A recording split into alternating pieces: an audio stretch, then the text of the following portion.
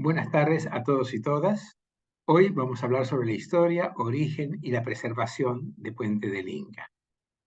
Cuando uno observa el Puente del Inca actualmente, ve que todo el sector de la estructura está perfectamente cementado, pero no siempre fue así. Hubo momentos críticos en el desarrollo y preservación de Puente del Inca. Y si en estos momentos está así, se lo debemos a los guardaparques.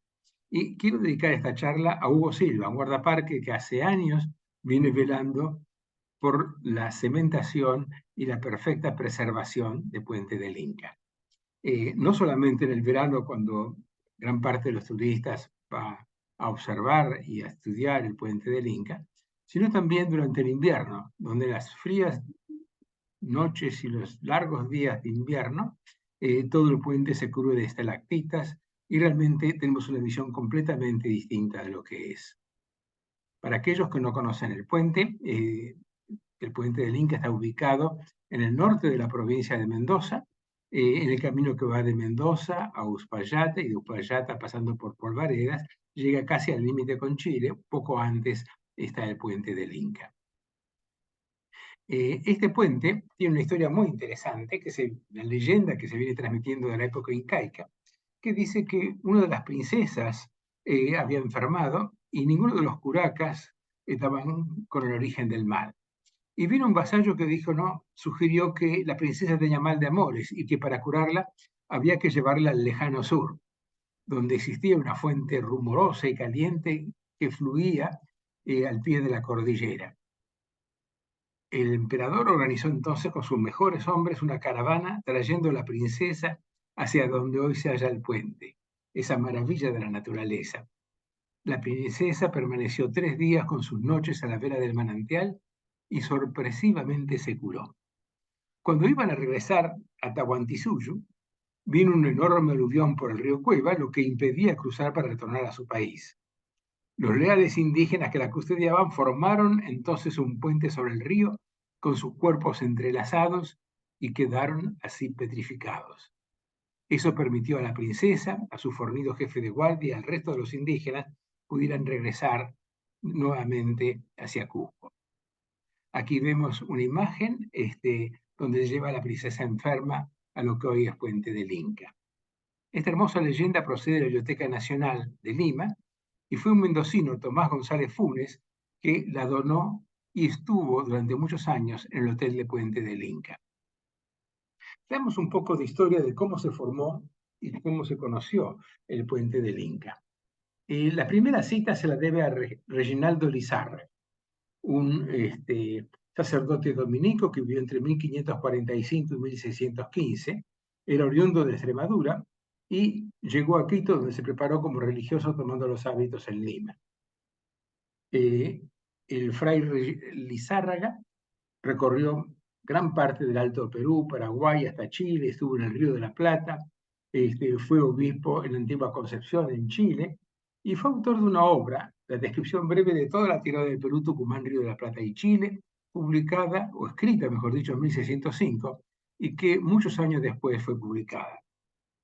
En esta obra describe por primera vez la ubicación de Puente del Inca. Y dice textualmente, en hallando el camino del Inca desde Mendoza a Santiago, vamos subiendo un valle arriba hasta no poner el pie de la cordillera que debemos de doblar, antes de la cual, pocas leguas, no creo que son 4, hay una fuente famosa que tendrá de largo más de 30 pasos, todo de yeso, por debajo de la cual pasa el nacimiento del río Mendoza. Esta fuente nuestro Señor allí la puso. Será de ancho más de 3 varas. Esta obra, que permaneció inédita por muchos años, es la primera mención que tenemos de la descripción de Puente del Inca. La segunda, y muy bella relación, se debe a Alonso de Valle. Alonso de Valle era un jesuita que escribió la famosa histórica relación del Reino de Chile en el año 1646. Alonso de Valle vivía en Santiago de Chile y de muy pequeño, a los 15 años, ya encontró su vocación e ingresó a la Orden de los Jesuitas escapando de su casa.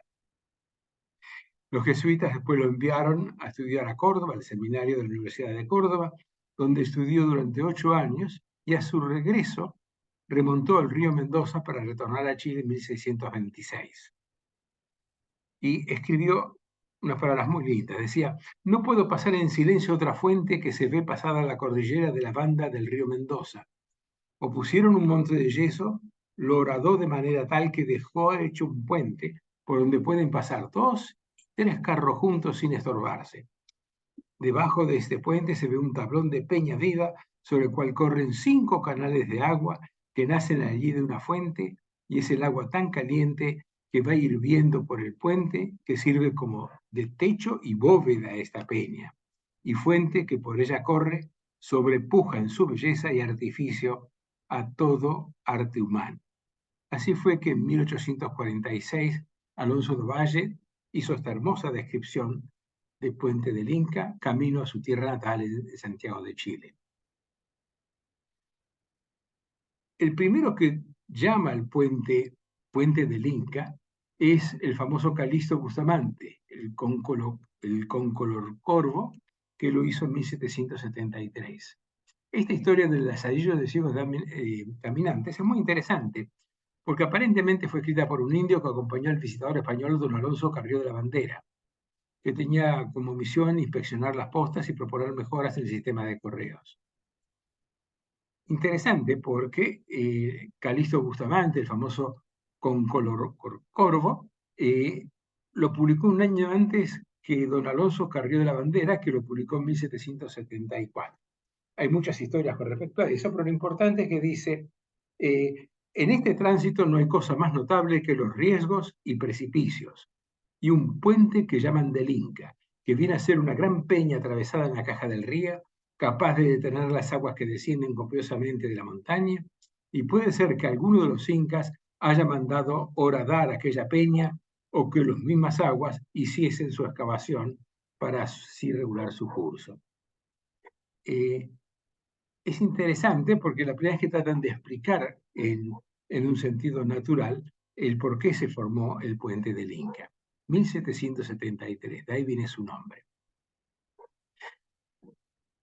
Hubo numerosos ilustres viajeros que describieron el puente del Inca y a su vez lo pintaron. Aquí vemos una de las primeras pinturas sobre el puente del Inca, hecha por Schmidt-Meyer en 1820 a 1821, que fue el tiempo que pasó por Puente del Inca. A él le siguen las pinturas que hizo John Myers en 1824, muy bellas, se ve perfectamente bien las vertientes y las estalagmitas bajando del techo del puente. Y esto fue seguido después por Charles Darwin, donde nuevamente vemos las estalactitas al pie en la base del puente, y ahí se puede ver cómo los paisanos pasaban por la mula por encima del puente. Quizá uno de los más impresionantes y más bonitos es el realizado por Morel Urgendas en el año 1838. Todos ellos quedaron impactados por el puente y lo ilustraron de las más diversas maneras. La primera fotografía que tenemos de la zona del puente del Inca viene de antes de 1905. Del lado sur del puente había un antiguo hospedaje donde paraban los andinistas que iban a intentar escalar el Aconcagua. Aquí vemos a Matías Zurbriggen, que fue el primero en llegar a la cumbre de la Aconcagua en 1897, con un grupo de alpinistas de aquellos años. El hecho de que estuviese el puente del Inca muy cercano a la Aconcagua hizo que tuviese una gran atracción que se multiplicó y aumentó considerablemente cuando el ferrocarril llegó a las cuevas en 1903. Eso inauguró la estación de Puente del Inca y la estación de las Cuevas y le dio un gran impulso a la comarca. Es así que Puente del Inca se convierte en esos momentos en un importante centro de andinismo por su gran proximidad y cercanía a la Aconcagua. Aquí vemos el antiguo hospedaje, estamos alrededor de 1905, justo al tiempo más o menos que llegaba el tren a las cuevas y llegaba hasta el pie de la cordillera. En 1911 se empezó a construir un hotel de mayor envergadura. En 1925 lo vemos casi desarrollado a pleno. Y ese hotel atrajo no solamente a los sandinistas, sino también a turistas, especialmente de la alta sociedad, que venían a usufructuar la bonanza de las aguas termales que tenía el puente del Inca. Ustedes pueden ver la propaganda, aquí como las señoras hacían gala de sus mejores prendas para ilustrar las bondades de Puente del Inca y de sus termas. Pero a su vez era un centro donde numerosos andinistas llegaban para usarlo de base en sus exploraciones en las adyacencias. Aquí vemos también en 1930 cómo llegaban las caravanas de carro al hotel, trayendo los turistas de diferentes partes del país. Aquí lo vemos durante el invierno, aquí lo vemos en su máxima expansión, el hotel de Puente del Inca. Ven que tenían numerosas comodidades para poder brindarle alojamiento a los numerosos turistas que llegaban a su zona. Aquí lo vemos unos años después, con una gran cantidad de coches llegando al hotel, básicamente en este caso turistas, que tenían una gran actividad durante la época estival. Aquí pueden ver la gran playa de estacionamiento que tenía el hotel, un gran acceso, y aquí en su máximo esplendor, el puente se había convertido realmente en un puente de acceso al hotel, y ustedes pueden ver que tenía barandas y había un gran tráfico que llegaba hasta el hotel. Toda esta historia del hotel, los sandinistas y las bañas termales terminó abruptamente en 1965. Avalancha de nieve y rocas destruyeron completamente el hotel. Milagrosamente la capilla que está a su lado se salvó, pero lo que es el hotel quedó sepultado bajo el aluvión. Desde 1965 no volvió a recuperarse la actividad del hotel de Puente del Inca. Quedó completamente destruido. Me gustaría ahora hablar un poco acerca de las características geológicas que llevan al hotel a tener este esplendor. Perdón, al hotel no, al puente, tener este esplendor. En primer lugar, el puente se formó por un aluvión, ustedes pueden ver aquí las rocas de ese aluvión, que procedentes de la ladera sur taparon, inundaron completamente el cauce del río. A su vez, estos conglomerados quedaban pobremente consolidados y que inclinan hacia el norte, han sido lentamente cementados por toda una serie de termas, aquí vemos las principales, que continuamente irrigan el puente y irrigan toda la estructura de los aledaños del puente. La principal de esas termas queda ubicada dentro, aquí con el número 6, dentro del hotel, y es la que permite realmente dar el confort que tenían en aquellos momentos, cuando estaba en actividad el Hotel Puente del Inca, las termas en su interior. Estas termas eran la vertiente principal y estaba ubicado en lo que eran los antiguos baños. Es interesante también mencionar que Puente del Inca tiene una situación extraordinaria. Está asociada a un numeroso grupo de fallas, o sea, de fracturas, que han resquebrajado y repiten las diferentes secuencias mesozoicas o de la era secundaria que tenemos en la región de Puente del Inca. Esas fracturas permiten que el agua se percole por las fracturas, lleguen a cierta profundidad y de ahí, una vez calientes, por mera presión artesiana, aparecen al pie de la capilla que vemos acá, en la región del Hotel de Puente del Inca. Eso hace que tenga una gran recarga y que esa recarga está facilitada por una serie de cavernas y niveles de yeso que han facilitado la percolación del agua de lluvia. Esta infiltración de las aguas meteóricas llega hasta cerca de 1000 metros de profundidad y debido al gradiente térmico surgen por presión artesiana hacia la superficie. Esta es una característica única que tiene el sistema termal de Puente del Inca.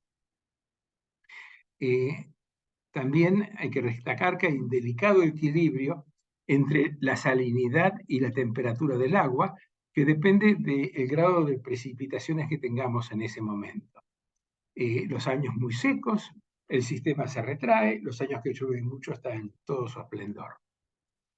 Además de la cementación química de las algas, hay numerosas algas rojas, verdes y azules que regulan la precipitación de los carbonatos. O sea que estas algas tienen una función principal de mantener una cementación activa en las diferentes estructuras del puente. La influencia de la presión y la naturaleza de los gases disueltos en las aguas termales también es un factor clave. El máximo peligro es la acción antrópica, que desde la construcción de los baños termales comprometió el equilibrio de este delicado sistema. Aquí podemos ver la fuente de Champagne en el sector central, ubicada en la parte sur del puente. Aquí vemos todavía en su máximo esplendor también esta fuente de Champagne.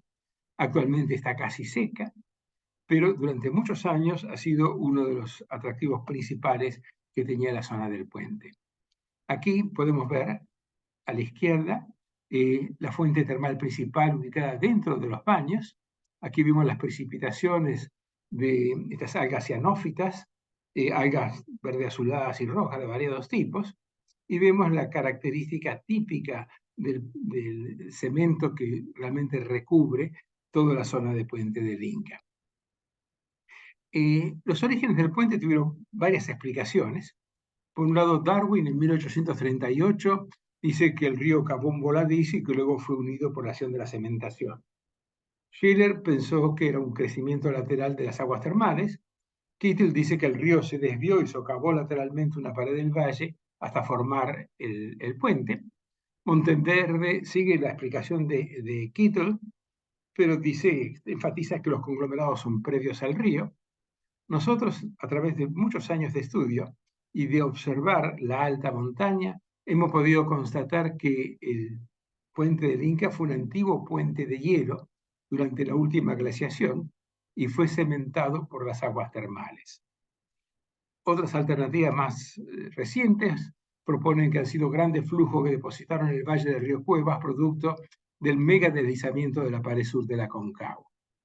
Insisto que lo más simple, lo que aquellos que conocen la alta montaña, aquellos que hace años han recorrido la zona, van a encontrar en Puente del Inca un caso excepcional de un puente de hielo tan común en los inviernos nevadores que tenemos en la región. La hipótesis de Schiller es muy interesante porque dice que las aguas fueron avanzando, eso creó un voladizo y por ese crecimiento lateral finalmente se cerró. Es una explicación un poco difícil porque es difícil mantener la estabilidad del puente y aparte cuando miramos la constitución del puente vemos que hay un aluvión muy importante de conglomerados que es el que realmente ha tapado completamente el cauce del río. Kittel estudió con mucho detalle el río, estableció, digamos, en forma muy interesante que el puente en sí está formado por una serie de conglomerados. Estos conglomerados, es muy importante, proceden del lado sur. O sea, aquellas teorías que dicen que el puente se formó del lado norte, cuando vemos la estratificación bien preservada, está indicando que el aluvión que cerró el cauce de Puente del Inca procedió de la margen sur del puente. En la interpretación de Kittel, seguida también por Monteverde, hablaban o piensan que había un antiguo cauce, ese antiguo cauce del río era rectilíneo, finalmente se desvió y al desviarse cavó el valle y eso permitió cavar por debajo de las termas y eso habría producido el puente. O sea, fue un socavamiento lateral del río. No hay evidencias de un antiguo lecho que cruzara en forma rectilínea el río, o sea, no han quedado vestigios de estos. Es una interpretación interesante, pero que no está validada por los datos en el terreno. Aquellos que conocen la alta montaña, no tengo dudas que van a ver que esta es la explicación más sencilla. En algún momento se produjo una luz de nieve y roca tan comunes en estas áreas en los inviernos altamente elevadores. Pudo haber sido durante el periodo glacial, pero no tenemos forma de datar el puente en sí. Lo extraordinario, que después de ese aluvión, lo que ocurrió es que las vertientes procedentes del lado sur han ido cementando lentamente las paredes laterales y el puente mismo. Es así que poco a poco ese aluvión fue cementado, parte del hielo también fue erosionado a medida que vinieron los calores estivales, y de esa forma quedó un puente de hielo cubierto y cementado en su parte superior.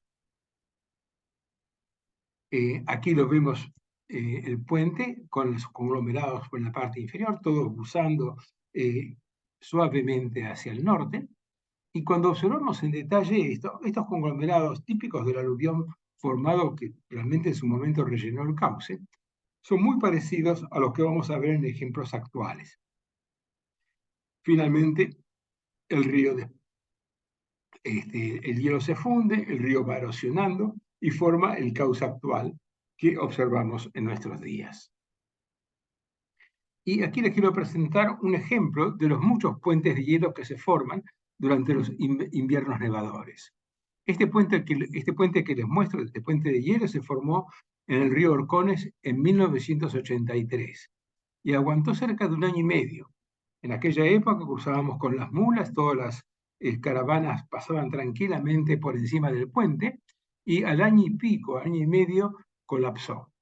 Si observamos en detalle la estructura del puente, si ustedes observan acá el tipo de conglomerado formado por los aluviones laterales, es muy parecido a lo que se ha sido preservado en el puente del Inca. La explicación más sencilla, más simple que tenemos, es que esto ha sido un aluvión asociado a un puente de hielo que posteriormente el hielo se fundió y el río siguió para abajo. En este caso tuvo corta vida porque no había termas que hayan cementado los conglomerados. ¿Por qué es importante estudiar la dinámica del sistema de puente del Inca? Porque hay varios factores que ponen en peligro el puente. El primero de ellos es la erosión hidráulica del río Cueva durante las crecidas. El puente en sí tiene cierta estabilidad natural si se evitan los desprendimientos, o sea, erosiones de pedazos del puente. Se han hecho cálculos ingenieriles que dicen que tiene un peso de 5.000 toneladas que garantizan, por su propia gravitación, la estabilidad del puente.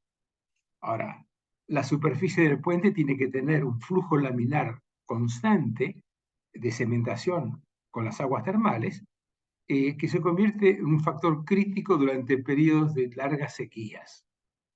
Hubo años de muchas sequías donde ese flujo laminar no se pudo preservar y produjo graves daños en el puente. Hay algunas escotaduras, como la del sector noroeste, que son cicatrices de desprendimiento que ocurren cuando el puente no está suficientemente bañado por las aguas termales. A su vez, la estabilidad de los baños por presión de la cementación complican las estructuras laterales.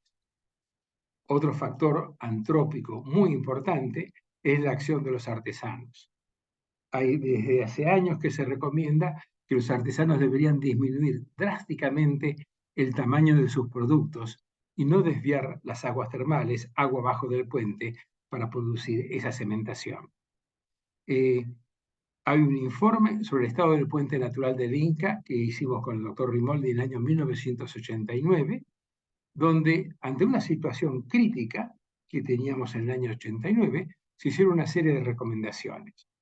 Miren ustedes lo que pasaba. En el año 1989 teníamos varios años muy secos, el puente se estaba fracturando.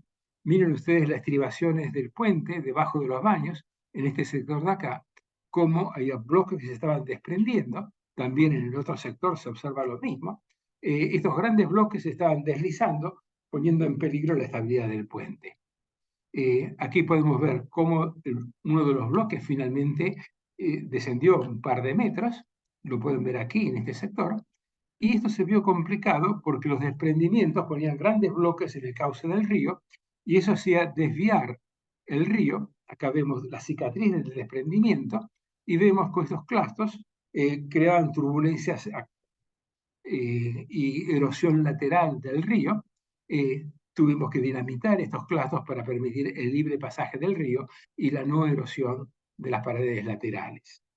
Todo esto que era crítico en su momento. Aquí estamos a poco tiempo, digamos, si no se tomaban algunas medidas, de que estos grandes bloques se hubieran desprendido finalmente del río. Eso llevó a hacer un informe, especialmente tratando de constatar que las escotaduras, o sea, los desprendimientos que se producían del río, tenían que ser evitados por toda una serie de medidas ingenieriles. Estas recomendaciones que hizo el informe de la Universidad de Buenos Aires llevaron acciones inmediatas de protección legal mediante el decreto 2291 del año 91 de la provincia. Se hicieron obras para garantizar la cementación del puente y restringir su uso para otras actividades. Es interesante que el decreto provincial del año 1991 creó por primera vez la zona intangible de Puente del Inca. Y a partir de eso quedó en manos de los guardaparques el cuidado y preservación del puente. Se hicieron varias jornadas para evaluar los trabajos.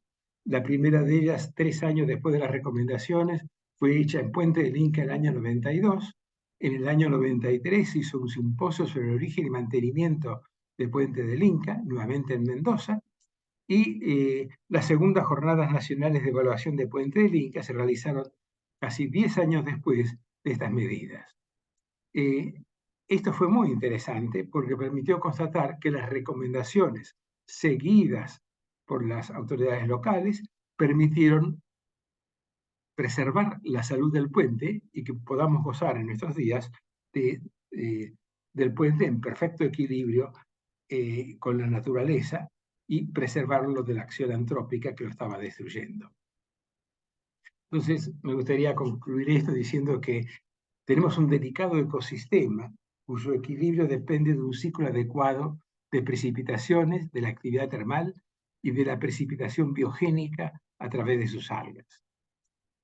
Tenemos que evitar la acción antrópica sobre el puente, ya que ha tenido serias consecuencias desde la construcción del hotel y los baños termales. Recuperar el esplendor del siglo XIX con sus largas estalactitas, tales como fueron descritas por Darwin, Myers, Schmidt-Meyer y otros viajeros ilustres, es posible.